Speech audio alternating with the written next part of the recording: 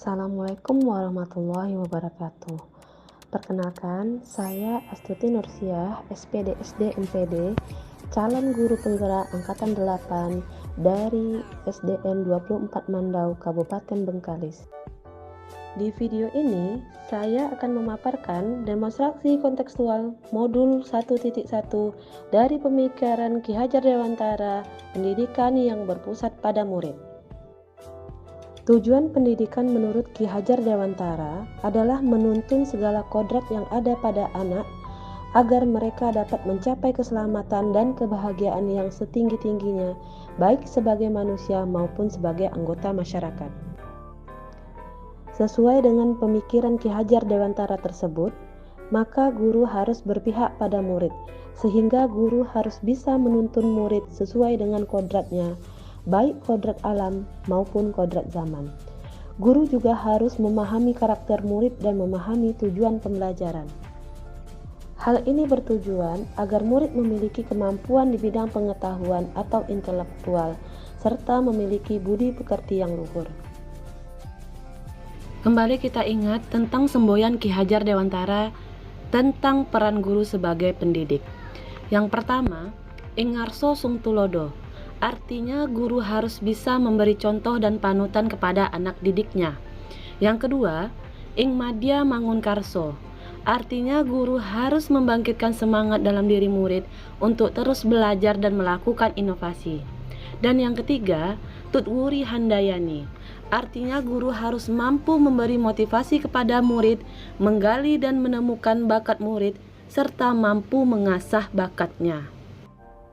Dengan memahami dan menerapkan ketiga semboyan tersebut, diharapkan guru mampu melaksanakan pendidikan yang berpihak pada murid. Beberapa cara yang dapat dilakukan oleh guru adalah: pertama, memberikan kemerdekaan dalam belajar; yang kedua, berpikir kreatif dan inovatif; dan yang ketiga, memanfaatkan teknologi dalam pembelajaran.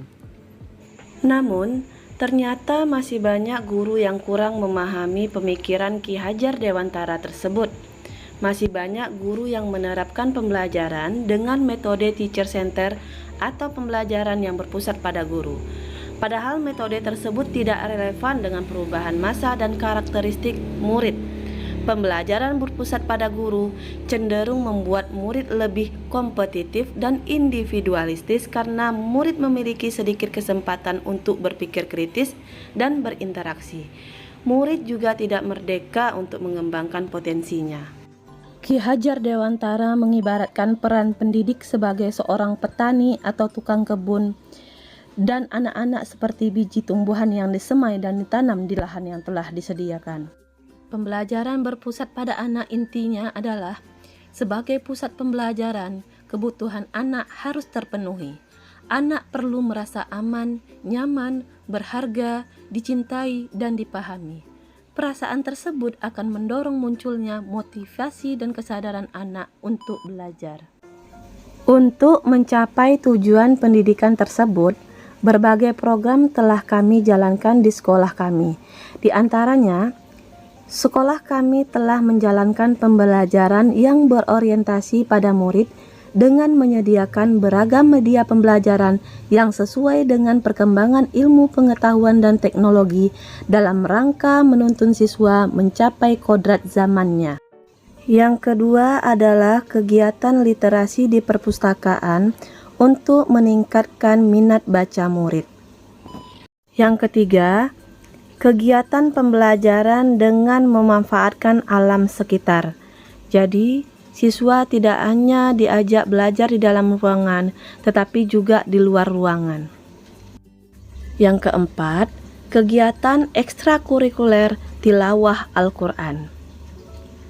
Dan terakhir, dalam rangka menerapkan trilogi Ki Hajar Dewantara, sekolah kami secara intens melakukan penanaman karakter anak melalui berbagai kegiatan pembiasaan, meliputi senyum, salam, sapa, sopan, dan santun, nilai cinta tanah air, dan religi. Dalam rangka menerapkan pemikiran Ki Hajar Dewantara tersebut, tentu tidak luput dari tantangan. Tantangan tersebut diantaranya, yang pertama, rendahnya minat dan motivasi murid dalam mengikuti program-program yang telah disediakan. Yang kedua, kemampuan guru yang masih belum menyeluruh dalam memahami pemikiran Ki Hajar Dewantara, yaitu pendidikan yang berpihak pada murid. Untuk mengatasi tantangan ini, maka guru harus mencari solusinya. Beberapa solusi yang dapat diambil diantaranya, yang pertama, guru melakukan cara-cara inovatif dalam proses pembelajaran, misalnya menggunakan teknologi yang berbasis IT. Yang kedua, guru mengikuti pelatihan untuk meningkatkan keterampilannya. Dengan mengikuti pelatihan, diharapkan guru dapat melakukan perubahan di dalam kelasnya. Yang ketiga, sekolah bisa menyediakan sumber daya yang dibutuhkan, misalnya fasilitas yang dibutuhkan untuk melaksanakan proses pembelajaran di dalam kelas. Demikian yang dapat saya sampaikan. Salam guru penggerak, tergerak, bergerak, menggerakkan.